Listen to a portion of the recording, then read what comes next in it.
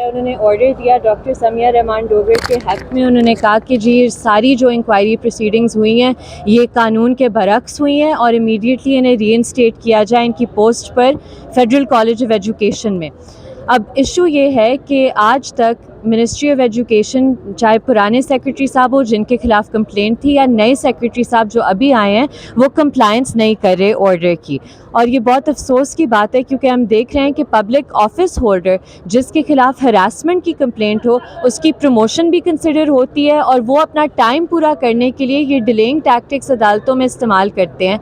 باقی بات ڈاکٹر سمیہ آپ کو بتائیں گے اپنے کیس. جی بالکل، میں فیبرری 2023 میں گئی ہوں کورٹ میں اور اس کے بعد آج تک میری کمپلینٹ پراپر نہیں سنی گئی اور مسلسل ڈیلیئنگ ٹیکٹکس اور اس کے بعد ایون فاسفا نے میرے فیور میں ڈیسیژن دے دیا اور اس کے اوپر کوئی بھی عمل درآمد نہیں ہے اور اگین ڈیلیئنگ ٹیکٹکس ہے اور میری ری انسٹیٹ کا کہہ چکے ہیں فاسفا لیکن اس کے اوپر عمل نہیں ہو رہا.